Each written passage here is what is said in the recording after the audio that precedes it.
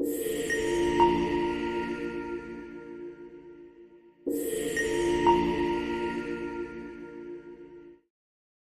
हरे भरे गांव के किनारे पहाड़ियों के दामन में एक नन्हा सा चरवाहा लड़का रहता था। उसका नाम अहमद था। अहमद के बाप दादा भी चरवाहे थे और गांव के सब लोग अपनी भीड़ें उसी के हवाले करते कि वो रोजाना सुबह सवेरे ले जाकर हरे भरे मैदानों और जंगल के किनारे चरा के शाम को वापस लाए। अहमद को अपनी जिम्मेदारी अच्छी लगती थी, लेकिन अक्सर वो अकेलापन महसूस करता।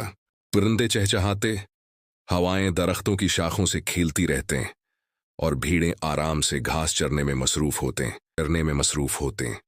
लेकिन अहमद को लगता था कि घंटों काटना मुश्किल है। एक दिन सूरज तेज चमक रहा था और हवा में हल्की खनकी थी।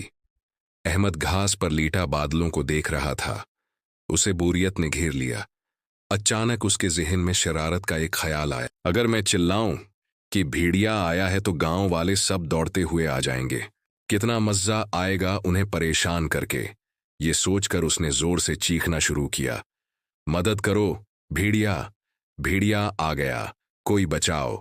गांव के लोग जो अपने खेतों में हल चला रहे थे, कोई लुकड़ियां काट रहा था, कोई पानी भर रहा था, सब कुछ छोड़कर दौड़ पड़े। मर्द, औरतें और बच्चे शोर सुनकर तेजी से उसकी तरफ आए। उनके हाथों में डंडे, औजार और पत्थर थे। लेकिन जैसे ही वो पहुंचे तो सामने का मंजर बिल्कुल आम था। भीड़ें सुकून से चल रही थीं और अहमद कहकाए लगा रहा था। उसने हिंसते हुए कहा, हाँ हाँ हाँ, आप सब कितनी जल्दी आ गए, मैं तो बस मजाक कर रहा था। गांव वाले थके हारे वापस लौट गए। किसी ने गुस्से में कहा, यह मजाक अच्छा नहीं बेटा, वक्त जाये क्या है तूने। अगले ही दिन अहमद ने फिर वही हरकत की। उसने चीख कर कहा, दौड़ो, बचाओ, भेड़िया आया है। एक बार फिर गांव वाले भागते हुए आए, लेकिन फिर वहां कोई भेड़िया नहीं था।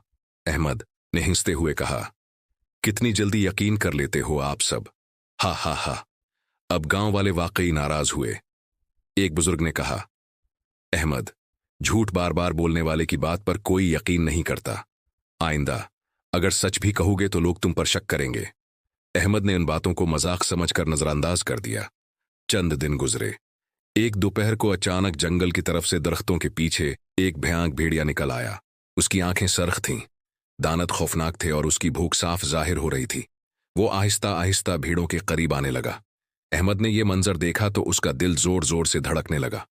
उसने चीख कर चलाना शुरू किया, मदद करो, मदद करो, इस बार सचमुच भेड़िया आ गया है, बचाओ, कोई बचाओ। किसी ने यकीन न किया, लेकिन गांव वाले उसकी आवाज सुनकर कहने लगे, ये वही अहमद है, फिर मजाक कर रहा है। हम बेकार दौड़ने वाले नहीं। कोई भी ना आया। भेड़िया भीड़ों पर टूट पड़ा। अहमद ने अपनी लाठी से रोकने की कोशिश की, मगर भेड़िया ताकतूर था। वो कई भेड़ों को जख्मी करके खा गया। बाकी भेड़ें इधर उधर भाग गईं। अहमद जमीन पर बैठ गया, आंखों से आंसू बहने लगे। वो रोते हुए बोला, काश मैंने झूठ न बोला होता तो आज गांव वाले मेरी मदद को आ जाते। इस दिन के बाद अहमद ने एक बात हमेशा याद रखी, झूठ बोलने वाला वक्ती तौर पर दूसरों को बेवकूफ बना सकता है, मगर एक दिन जब उसको वाकई मदद की जरूरत होती है तो कोई उस पर यकीन नहीं करता। सच्चाई सबसे बड़ी ताकत है